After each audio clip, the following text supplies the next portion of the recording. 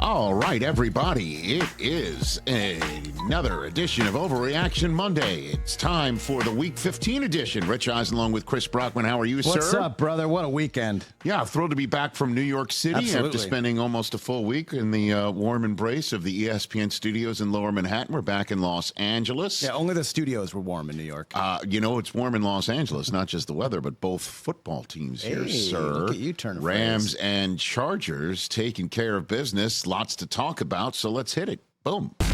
That was terrible. That was crap. That was garbage. This place sucks. Overreaction Monday.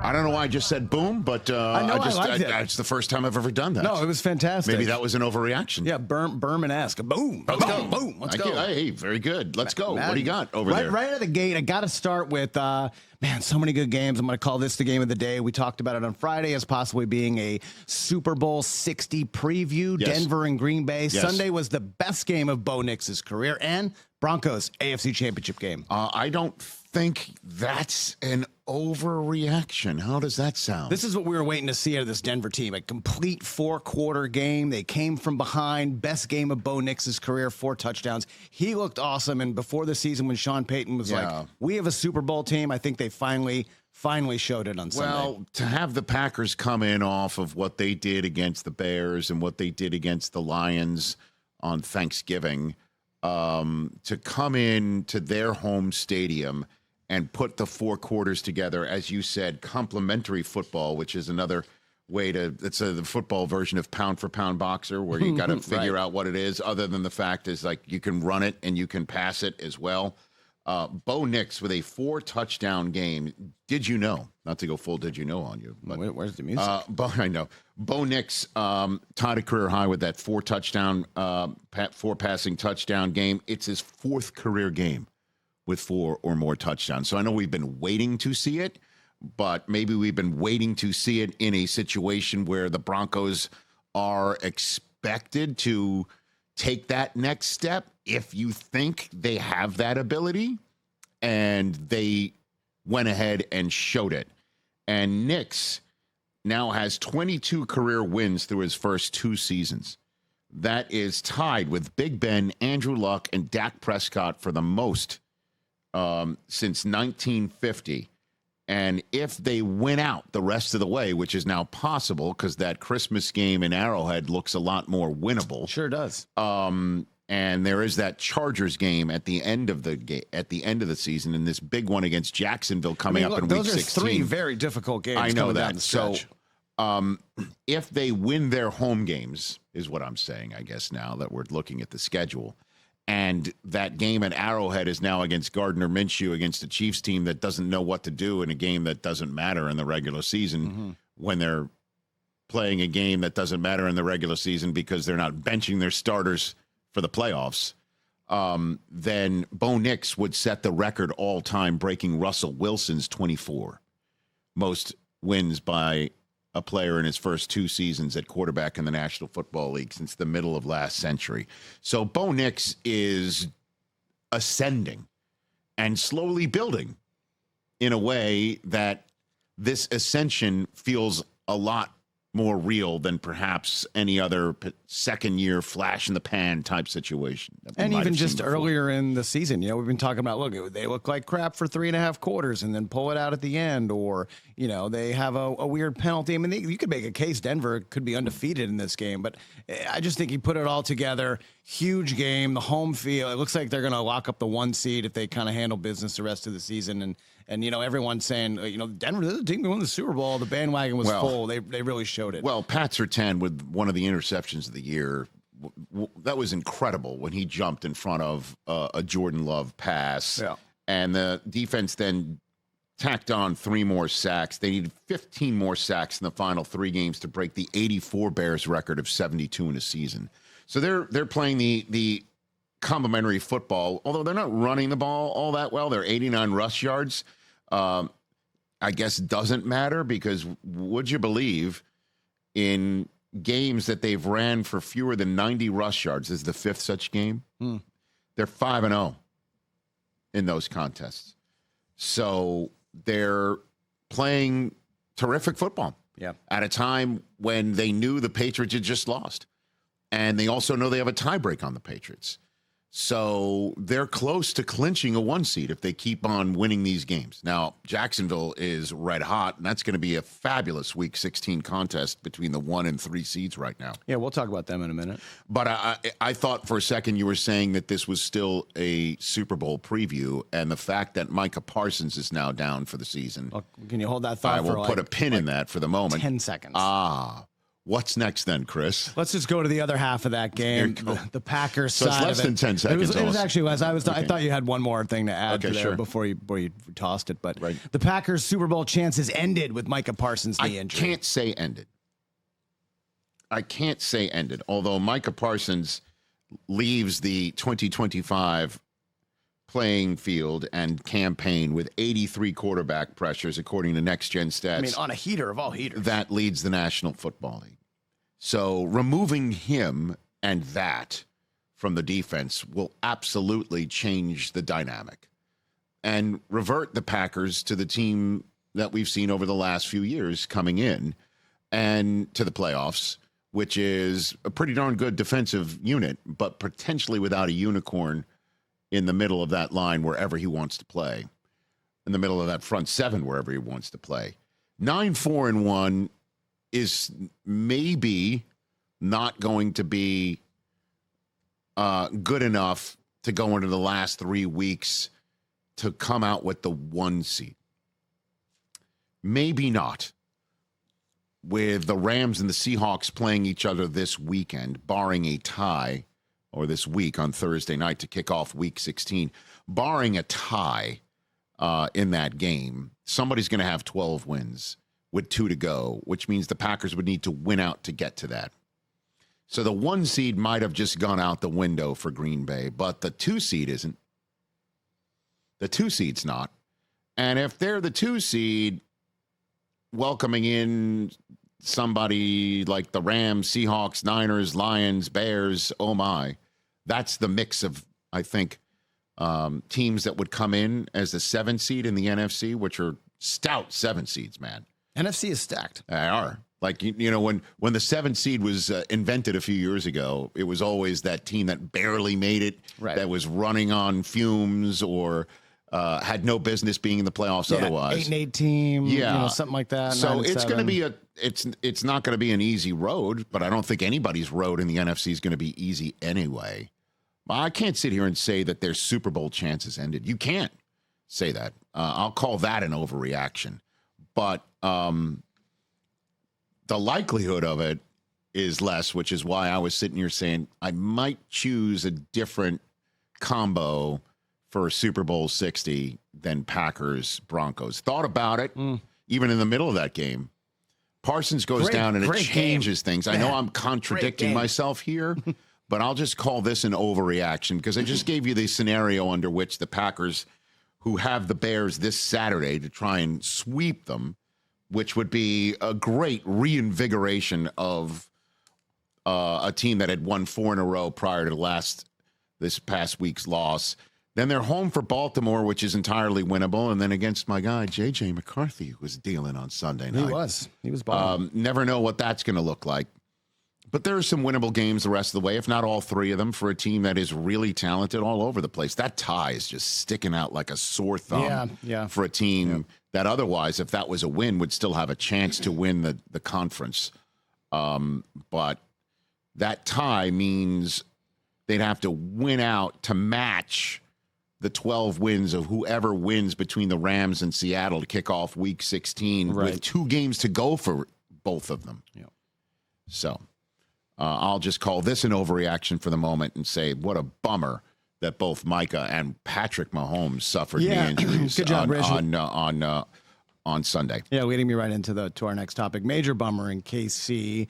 Patrick Mahomes going down, torn ACL. He posted about it. Looks like it's going to be next season before we see him, probably middle of next season. Are you now prepared to say that the Chiefs are done? Yeah, you know what? I don't appreciate that snark from you. Okay, great. Yeah. The next time the Chiefs make the playoffs, Andy Reid will not be the head coach. What an overreaction.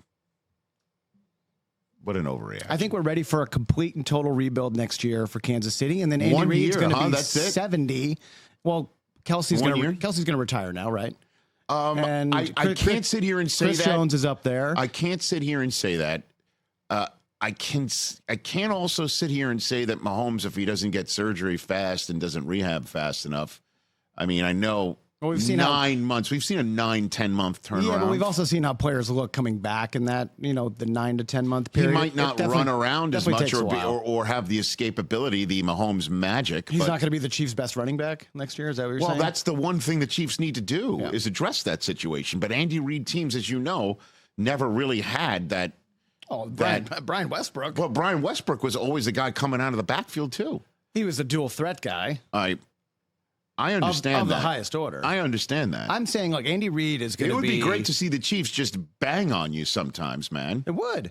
He's 68 years old, right? So that's the oldest coach has ever won the Super Bowl. That's Bruce Arians with 68. Say gap year next year, rebuild year. Then he's 70. Why is next year a gap year? Because your best player just had a very serious knee injury. I understand what it looks like right now. But I'm not ready to quit the Chiefs on next year either. That is preposterous. Why is it preposterous? That is preposterous. Why is it preposterous? Because why would I quit on the Chiefs for next year needed too? Help into the locker because that's just how it works. What works that way? Just knees? Knees, bodies. He's now in his 30s. Your Hall of Fame tight end is probably at the end of the line. Your best defensive player is on the wrong side of 30 as well. Yes. They have their roster is aging. There's no doubt. They have no plausible wide receiver one. The Chiefs are in big trouble. They are in absolute cap hell next year. They're $40 million plus over the cap. Like, this is going to be a very different looking Kansas City Chiefs team next season. I'll just call this an overreaction and say Andy Reid is probably not going to go anywhere unless there's something larger underneath the surface that's a large ass iceberg. And they're going to want to go into this market right now for a new head coach. And it's not like there's anybody will somebody grab Spags? I know everybody keeps mentioning Matt Nagy as a head coaching candidate. They might get some coaches rated. I can't. They didn't get coaches rated after Super Bowl wins in a row. Why would they get their coaching staff rated after a 6 and whatever or 7 whatever season, Chris? Well, that might feel like it was their just personal decision to keep the run going. I just don't know. You may wind up being right, but I'm just going to call this an overreaction. Fair. For the moment, and just say this to you. Just throwing it out there. Let me just say this to you. Just in advance of what I'm going to say. Is this recording so we can play this back in a year and a half? Play it back in a year and a half. I'm going to say this on the flagship show. Okay, great. And I'm not just saving material. So we're doubling down. Well, yeah. Okay. You're going to miss the Kansas City Chiefs in the playoffs. Absolutely not. You're 100% going to miss them. What are we going to miss? The star quality, the ugly football, the on the edge of your seat. Questions about the officiating. Is this the end of the dynasty? Is this the end? Could they pull it out of nowhere? There's going to be a lot of first-time quarterbacks, second-time quarterbacks doing it that don't have the same pizzazz or jazz as Mahomes and the rest of this Chiefs team. People wanting them to lose, people wanting them to win. I mean, I know all about what that's like. You can be as, again, New England snarky as you want now. I'm not being snarky. It's but just the real of the situation. I'm just saying it's basically going to be like when LeBron leaves. You're going to miss him. You're going to miss. There's going to be a void. You're going to be sitting around saying, why am I somewhat empty inside? Well, you're going to miss him. I think there's other reasons why I'm empty inside. You're going to miss him. Most of them were from yesterday. I'm just going to repeat. You're going to miss him. I'm not. But that's okay. We move on. It wasn't great for my team yesterday. Oh, it was great. And then it wasn't great after you blow a 21-0 lead at home to lock up the division. That's never good. The Patriots are going to be one and done in the playoffs. Wow, you're really putting this up for grabs, huh? I don't love what I saw in the second half, especially. Really need Milton Williams to come back healthy. The Pats' run D has been pretty bad since he's been down. Robert Spillane, was it a soft benching? He wasn't fast enough in this game. Where's Stephon Diggs? Well, Drake May can't do it all by So himself. what was it? It'd be So- nice to have so a then- little help. so then what- Trayvon Henderson, obviously a monster, very, very fast, but he can't do that on every Let me play. ask He you can't this hit a home question run on then. every play. Let me ask you this question then. So that whole win streak, was it really the benefit of a soft schedule? Like Perhaps, but you can are only we play who really you on the play. who have we really beaten front? Well, you can only play who you play, and they did dominate those teams, and they were dominating you for a did half. throw a pretty damn good punch at the Bills. Against Buffalo. Just couldn't finish. Look, we won a close game at their side. They won a close game, on our side. And I feel good about finishing up So the what do you season. think? What do you think? You're not going to win the division? You're still up. You're still one up. I just think You're still one up. I think you kind of need to fall down before you can really get up and rise to the top. And I think maybe the Bills also- that was a good loss. Hold on a second. in Hold on a sense. second. But I think one and done in the playoffs. That's fair. That's Chris, a fair hold on. take Hold on. after watching them on Sunday. Hold on. So you're saying again? Are you aware that the Patriots have a better division record against the AFC East than the Bills have? Yeah. I'm So aware. all you've got to do is beat the Dolphins and the Jets. Doesn't matter if you lose to the Ravens because the next tiebreak after head-to-head in division is division record. You've only lost once there. That's it. So beat the Dolphins and beat the Jets. Doesn't matter what you do against the Ravens. If you suddenly have the Bills having the same record as you have got a better division record. That's the tiebreak. So you're still probably going to win this division, Chris, unless you lose 2 of the last 3. I mean, you'd have to lose at Baltimore and then against the Dolphins or the Jets. The Jets aren't beating anybody right now. They just fired their defensive coordinator before we sat down here. Tua's got a great track record against the You're Patriots. at the Jets and you're home from Miami. The last one, Tua's got to come in on like 10-degree weather and probably have the U-Haul backed up. Come on, man. They might be so you're going fighting to for a playoff So spot. you'll be the 2 seed. You'll be the 2 seed or the 3 seed if Jacksonville can leapfrog you or Houston leapfrogs you, which would still have to be significant. One of those 2 teams coming in New England, they're more skilled offensively. I don't think either one of those teams will be coming into New England. It might be the Chargers, could be the Bills. I think Chargers is best case scenario for the Pats, but don't want to see the Bills again in the playoffs. Don't want to see Houston in that defense and the way CJ Stroud has been playing. All right, would it make you feel better if I said this is not an overreaction? I'm gonna try and drill down on your New England psyche. Would it be better for you if I'm like, no? I want you, or I'm like, you know what? You're right. To give an honest answer. You're right. What do you finished. What do you think of this take? I think this is an overreaction. Okay. I think you've arrived. I'm a little worried. I'm not, and I am going high register, but I think you've arrived. I think you're not one and done in the playoffs, dude. You just won like 10 in a row. Then you lose a half of football. Needed to finish that on Sunday. I totally agree. Couldn't do anything. But this kid's unbelievable. And I think he should definitely start out snapping Ramondre by a nice margin, too. Well, it's been a long time since the Patriots had a true home run hitter every time he touches the ball. That's right. And that's well, what, you've and got, that's what he is. excuse me, you've got a lot of them from Pop Douglas to that kid Williams. You got some. It just, the Bills are who we sometimes think they are. Well, they got the best player on the planet. And they certainly have one. Doesn't hurt he when you put got on his 17. cape, man, in that second half. Doesn't hurt when you got 17. It's an overreaction, Chris. Don't worry. Okay, great. All right, I feel better. Not really. You know who should feel really good? Jacksonville. Duval. Yes. The Jaguars are the team nobody wants to see or play come January. How about this? How about the top 2 in the AFC South are that way right now? Which is great. How about that? Because that's the first game on Saturday, wild card weekend division. No, I know we always have our fun with that. No one respects them. Jacksonville. And they're balling, man. They are, and they're just, what they're in right now is in the vortex of the who have they really beaten lately situation, which is always so funny. Who have they really beaten? It doesn't matter. In the NFL, the other professionals across from you think you're taking food off their table. That's the way NFL players approach games.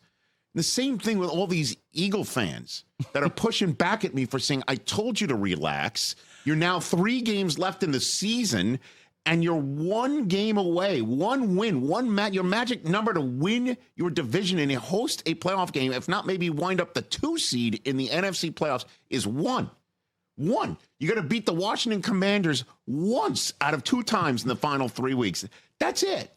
And you're like, well, and And even some people who, know better in the NFL, covering the NFL, are like, it's the Raiders, Rich. They beat the Raiders. Well, if they hadn't beaten the Raiders, they struggled beating the Raiders, you'd be like, they're still in the crapper. But no, they eviscerate the Raiders. It's like, yeah, but who have they really beaten? Jacksonville has beaten up on people, and they were 19 up on the Texans before they blew that lead. Yep. So anybody's like, yeah, but who have they really beaten? They've got Denver this week. Let's see. But they destroyed the Jets. They destroyed the Colts. They basically brought Phillip Rivers out of retirement, right? They took care of business at Tennessee, which is definitely a trap game for anybody in division. They won at Arizona. The Chargers, they destroyed them. Destroyed the Chargers. And the Chargers is a team that is going to end Dallas's season next week. Yep. Because they are tough and they are physical, and they were up at Houston and they beat Vegas in overtime after a bye week, after a London game I called when they couldn't tie their shoes properly. They were shooting themselves in the foot so badly with all of these cell phones and these mistakes. So Liam Cohen, by the way, has also gotten the game out of Trevor Lawrence that everybody saw him do in Clemson and thought that's why he's a first overall choice, without question, bar none, one of the more valuable first overall selected quarterback prospects. No doubt. And he's finally getting those games out of Trevor Lawrence. Brian Thomas looked back. Travis Etienne has been unbelievable this year. Jacoby Myers has been huge. And, so Etienne is dynamite as well. Yep. So, yeah, I'll say this is a proper reaction, but the same thing is with the Texans, too, right now. Yeah. So everybody's overlooking and disrespecting two teams in the AFC South if Duval has company for that sort of disrespect. We were talking about the NFC North earlier, and you're talking about the Green Bay could be in the range. It's not their division. It's the Bears' division. The Bears are going to win the NFC North. I'm going to push back on that and say, yeah, with 3 to go, they've got the half-game lead. I see you. Home for Green Bay, at San Francisco, home for the Lions. If they win the NFC North, they will have earned it. They will have earned it. Their defense is just stupendous. It's been terrific. Dennis Allen is the DC there. Yep. When you bring in your offensive guru head coach and you get rid of the head coach who's also the defensive side of the football guy, and Matt Eberflus, who, Bears fans I know always kind of push back whenever Eberflus is mentioned in a positive light, but Eberflus is a darn good defensive coach. All right. The Cowboys defense got lit up by J.J. McCarthy last night. It did. Quinnen Williams went out. They're still, listen, I think they showed in that 3-game winning stretch that they have some ability, and I'm not placing it on Eberflus's feet, and I'm sorry to keep mentioning that guy's name when the Bears are brought up here as a possible NFC North champion, and that Ben Johnson did just come up with a 10-win season in his first year as head coach. The last guy to do that for the Bears was Matt Nagy. So it's been a while since the Bears have seen this, but they've got the Packers coming in this week. Yeah, who are stumbling a little bit. No Micah. I understand. Christian Watson might be hurt again. And let's just say this, if they don't win it, they could still win the division because they're only a half game behind. Well, they're only a half game behind Green Bay, having been swept by them. And that tie for Green Bay removes their ability to put that tiebreaker on the table and eliminate Chicago. So even if Chicago loses this game, they would need to be just one game better than Green Bay the rest of the way. And Green Bay is home for Baltimore and at Minnesota to finish the season. So even if they lose this game, they could still win the NFC North. But at San Francisco, if Chicago drops this one, you put up the NFC standings, and I know that they are in first place in the NFC North and second overall. But that final 2 games could be a big, big tumble because they could fall right out of the playoffs. Because the Lions have that tiebreak on them from week 2. And if the Bears lose out to go 10-7, the Lions can finish up and beat them. Because Detroit as well, I'm just talking real stuff here. Detroit's got Pittsburgh at home, at Minnesota, at Chicago. And the way they were playing midway through that game against the Rams, they looked tremendous. Yeah. But I think we're going to find out at the end of the day, Detroit once again has lost too many people on defense. I don't know what they have to do to sort of break that injury curse on that side of the football. But long story short is it looks good for the Bears, but their final three are really tough. Yeah, they will have earned it. That Week 17 Monday Night Football game to finish up the Monday night season, San Francisco hosting Chicago, is monumental because San Francisco still has a shot at the 1 seed too. Somebody in their division is going to have the same record as them at the end of the week if San Francisco goes into Indianapolis and beats Phillip Rivers. Unreal. So much is wide open in the NFC right now, including the North, including the conference, including the West, including the South.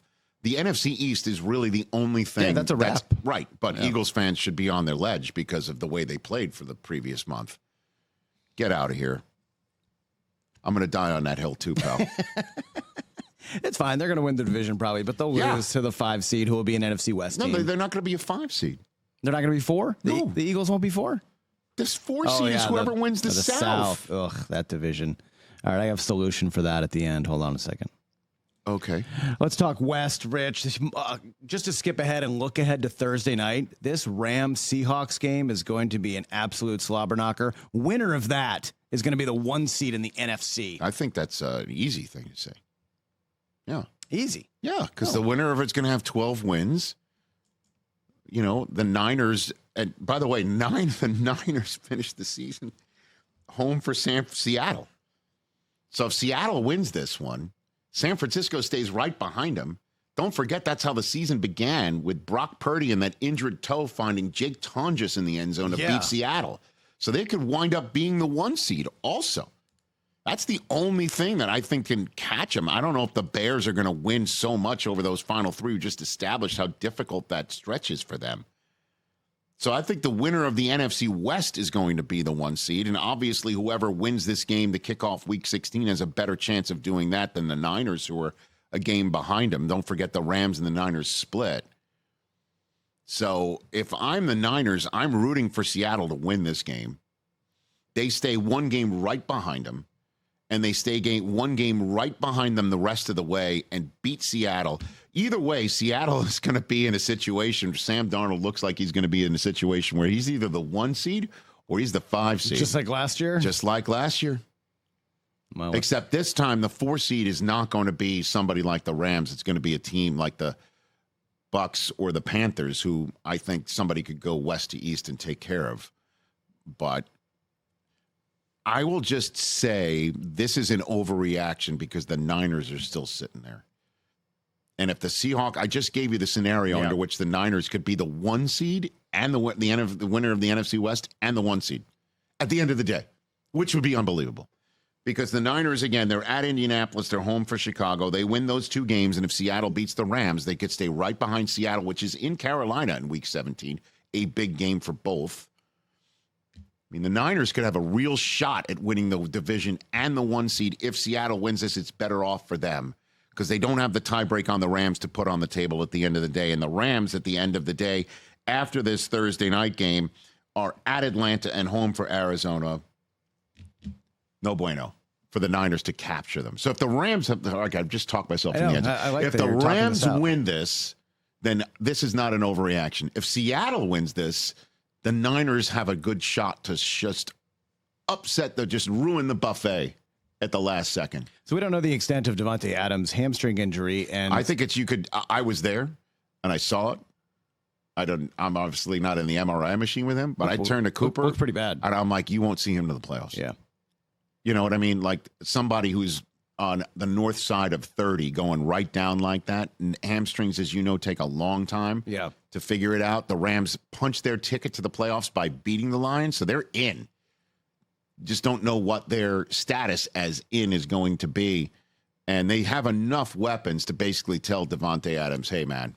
Yeah, just chill, get healthy. Just chill. And if they keep winning, they got the 1 seed too. They can give them an extra week off on that front too and have a full month of rest, rehab, relaxation, come out and be full strength division round of the playoffs. That's the way that one looked to me, unless they come out of the old MRI machine and it's something that is less significant. Yeah. But And Puka took some big hits too, man. he did, but he came back in the game. Yeah. What else you got over there? Any concerns with Seattle, just the way they barely escaped? Here, I'll give you the one stat on that front. Okay. And before we get to the last And then two we'll get topics. to the last two topics Yeah. here. I'll give you the one stat on it. This is what is concerning to me, because this is the difference between settling for field goals or not. And we all know that was their problem in losing to the Rams, is they settled for too many field goals. Right. This is also the way that you lose playoff games, is they went 2 for 13 on third down against the Colts. Seattle has the 3 lowest third down conversion rates of any team in a win in 2025. The 3 wins with a third down conversion rate under 20% in 2025 is leading the NFL. The rest of the NFL has 4 such wins. Jeez. Okay. And they're tied with the 2024 Dolphins. You don't want to be tied with them. And the 2010 Ravens for most such wins in a season since 2000. And that's it. Obviously, they've got terrific defense. They have a quarterback who can wing it when he's protected. And they got a guy who can catch it in Jackson Smith and Jig. But they got running backs. They got some other tight ends and wide receivers that just probably aren't on your fantasy team or sitting on a waiver wire. Right. But third down conversions, if they can't stay on the field, that's a problem when you're in win or go home games. So that's the one stat that would concern me. All right, last two. Let's talk about the other big story from that game in Seattle. Phillip Rivers, man, it was good. He almost did it. He threw a touchdown pass. He really managed the game really well. And I think he's going to be in the NFL in 2026. I knew that would be a topic here. I don't know about that, pal. I mean, maybe what? He'll stick around in case Daniel Jones isn't ready to start the season? I think Daniel Jones probably won't be ready to start the season. Well, and do you really trust if it's a spring training, if it's a training camp quarterback battle between Rivers and Anthony Richardson, who are you picking? I'm, however, assuming by this title, this topic bar here, is you're saying that it may not be with the Colts. You think another, like he would stick around, bounce around with another team? I doubt that. I'm sure it's going to be the Colts, but I didn't want to lock it in. But well, I mean, part of the reason why he did this is because he and Steichen go way back. Hey, buddies, he's running their offense at his high school. Exactly. Yeah. So, his high school players told Ian Rappaport that they would be running the plays in the film that he would show the team, Rivers, were the Colts. So I want to say, yeah, man, you're right. There's 3 more weeks in this carriage ride. No, did he look a little round out there? Yeah, sure. Oh, but that's come on, just, though, man. But he took care of himself. Yeah, you can get that weight off. It was funny. We were watching the game on my phone at SoFi Stadium. Because there were massive games going on during this Lions-Rams game. The afternoon slate was incredible. All right, so we're watching the game, and somebody says, how's Phillip Rivers doing? It was the third quarter. I said, well, he's alive, and he has the lead. Yeah. And those are the 2 things about Phillip Rivers that were clearly needed to be box checked yesterday, right? It was 13-3. For it to be a good day for him. Come out alive, win the game. And he checked the most important box on that front. Alive. And almost checked the second one. That's right. All right. So, yeah, that was great. And his message after the game saying, I wanted to show kids, my kids, any kids out there, that you should try. Go for it in this world. Don't be afraid of what might go negative, what might go wrong. Think about, just shoot. Go for it. I love it. I love his message. I love his essence. I love his play. I love all of it. And he looked like he could take care of himself. Yep. Get rid of it. Neck up abilities. He's deciphering the defense. He gave the Colts the chance to win. They definitely wouldn't have had if they just went into this week without him. So, but back in the NFL in 2026, I will just call this an overreaction, Chris. All right. What do you got to finish up here? All right, let's finish up. I'm watching the Panthers and Saints game. First off, it's not. This isn't the topic, but it does seem like Tyler Shuck can play, yes. right? And I'm thinking about nobody really wants to win this division, and then we got to watch. Then we got to watch the Steelers tonight, and how the Ravens. It's time to get rid of divisions for playoffs. Make it the top 7, and that's that. That's just stupid. Come on, man. Divisions have got to. You want to make this the NBA where you don't even know who's in what division anymore? I want the top 7 based on record and tiebreakers. When you look at the NBA standings, when was the last time you looked at it in a division by division breakdown? Never. Ever again. Anymore. And these division games matter. You can tell that they matter. You can tell that they're tougher to win on the road. You can tell that it is truly throw the records out. And that is a thing that is 100% slowly but surely a fingerprint that is 100% an NFL fingerprint.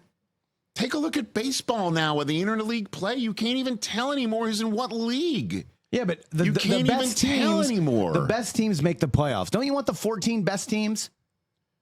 Well, who's not making the playoffs this year that deserves to be in? You think the playoffs? You think the playoffs will be? The Lions may not make the playoffs, or the Bears. You just said it. Right. You think they're not a better team than whoever wins the South? Well, but the South is 100%. I guess I hear you on that front. It's tough for me to push back on it, but I don't think the answer is to just get rid of divisions. That stinks, man. You might want to realign them a little bit. I don't know, but I don't think you should touch this golden goose that is laying eggs that are more valuable than gold. Like, we're undervaluing, I say this all the time, we're undervaluing the eggs by calling them just gold. There's more valuable precious metals. Still have the divisions, still set up the schedule in that way, but when it comes to the playoffs, top 7 in each conference. Don't touch it, man. Don't touch it. Let's just call it the NFL's version of college football teams being snubbed because people sit in a room and whiff on who should make it and who should not. It's just an egg you got to crack to make the omelet. And then you need to be better to win your division. You need to be better to make the playoffs if you're going to lose out to a team that, in and then one year they're like, why is this team even making the playoffs? And then Marshawn Lynch goes on a beastquake run and eliminates a Drew Brees quarterback, Sean Payton coach Saints team. You know what I mean? Saying, man, this is an overreaction. Yeah, 10-win Lions or Bears teams when he left at home so we could watch the Panthers or Bucks. Come on. Potentially win a playoff game. Ugh. Potentially. Let's see how it plays out. Let's put a pin in this one. All right. Good stuff, Christopher. Great to see you, buddy. All right. That'll wrap it up for this edition of the Rich Eisen Show Beckons. Okay. So that wraps up this show. We got to head over there and shoot that show. Do that show. We're going to do it live. Don't threaten me with a good time. Very good. No guests on a Monday, as always, but Frank Caliendo's coming in studio on Tuesday for some laughs. We got a great guest list for one and all. Thanks for taking in this edition of Overreaction Monday. For Chris, I'm Rich. Peace out. Hey, you made it all the way to the end. Thanks for that. Check us out every single day streaming live on Disney Plus and the ESPN app 12 to 3 Eastern.